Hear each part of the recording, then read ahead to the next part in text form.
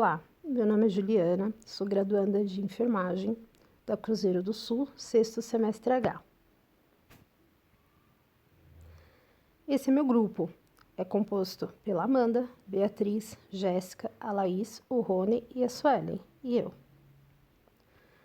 Vamos entender melhor o que é a doença hipertensiva específica da gravidez, classificada pelas siglas D, H e G.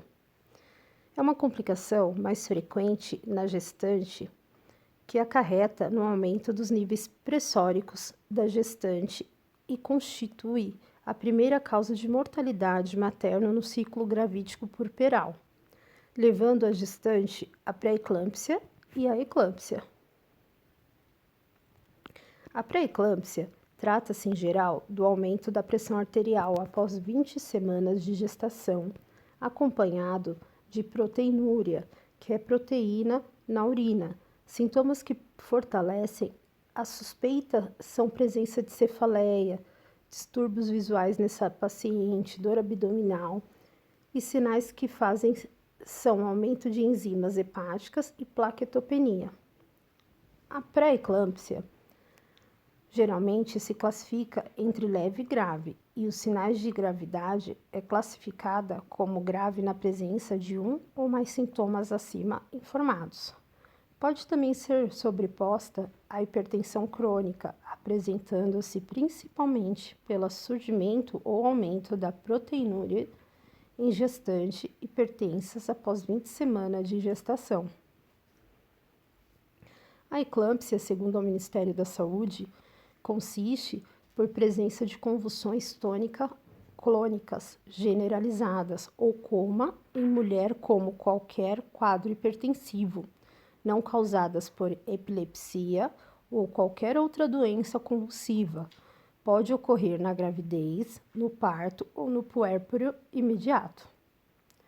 O diagnóstico diferencial, gestantes com fator de risco, ou seja, história de aumento da pressão antes da concepção ou em gestação prévia, especialmente antes de 34 semanas, presença de diabetes, doença do colágeno, ou doença renal vascular, ou parenquimatosa, e mulheres com gestação múltipla devem ser triadas com hematrócito, hemoglobina, contagem de plaquetas, creatinina e ácido úrico.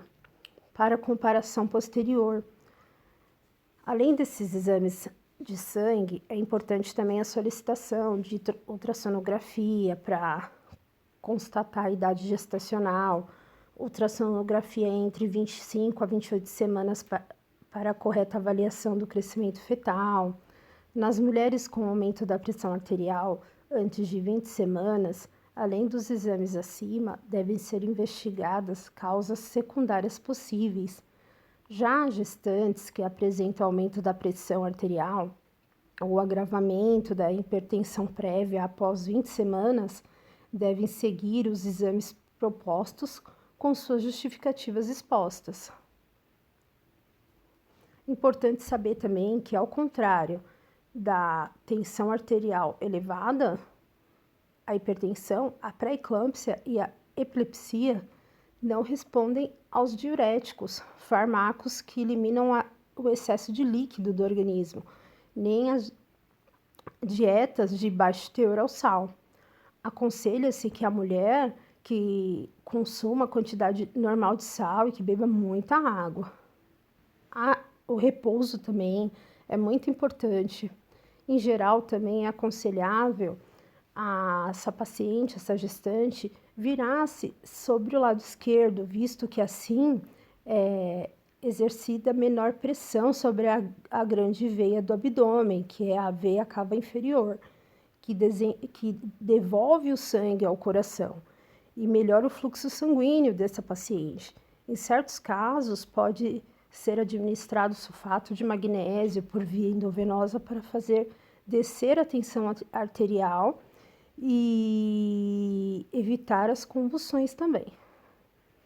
Em caso de pré-eclâmpsia ligeira, mais leve, acamamento pode ser suficiente mas a mulher deve consultar-se ao médico de 2 em 2 dias, se não melhorar com rapidez, deve ser hospitalizada.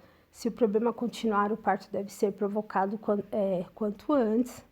Uma mulher que sofre de pré-eclâmpsia grave deve ser hospitalizada, permanecer na cama, olfato administrar líquido, sulfato de magnésio por via endovenosa. Muitas vezes alivia os sintomas dessa paciente. Em 4 a 6 horas, a tensão arterial, no caso a pressão arterial, costuma baixar até atingir valores normais e pode-se proceder o parto sem correr nenhum risco dessa gestante. Se a tensão arterial continuar alta, são administrados mais fármacos antes de se tornar ou provocar o parto também. Uma importante complicação, e é importante falar da pré-eclâmpsia e da eclâmpsia grave, é a síndrome de HELP, que consiste nas seguintes informações: é a hemólise, a distribuição dos glóbulos vermelhos, o aumento das enzimas hepáticas nessa paciente, indicam lesões hepáticas, contagem de plaquetas, o que indica uma deficiência da capacidade de coagulação do sangue.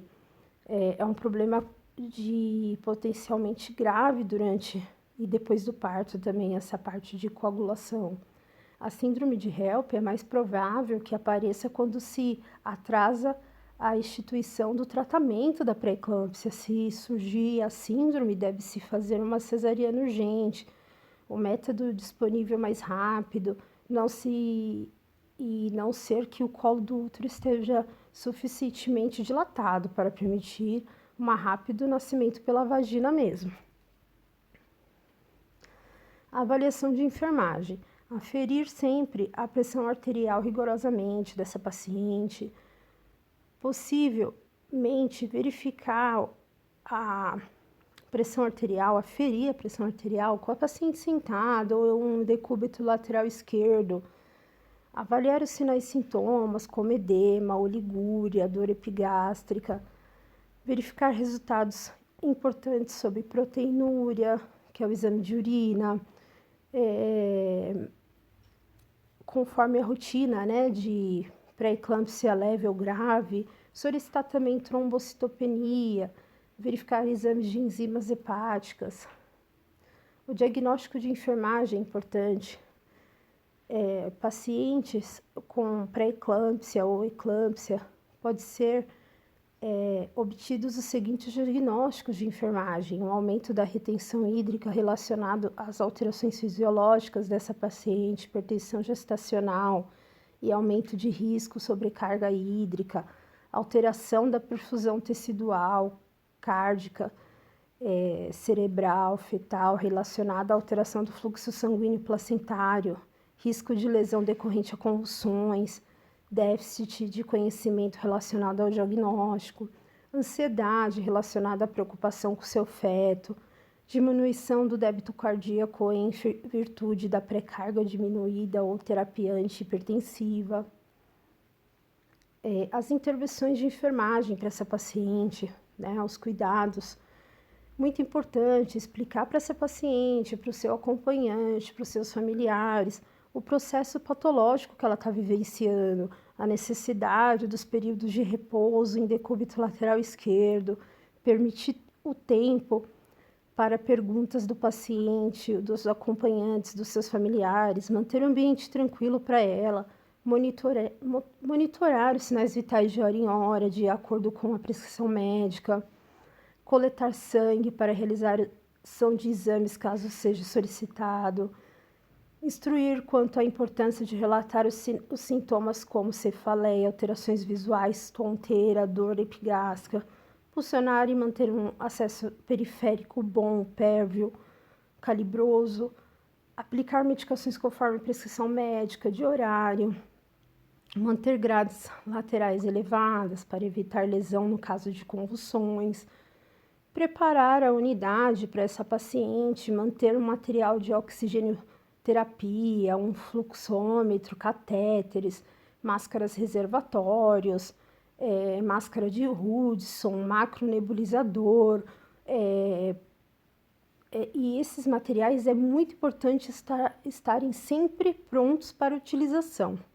Preparar e manter sempre próximo do leito desse paciente, dessa paciente, materiais possíveis para uma parada cardiorrespiratória.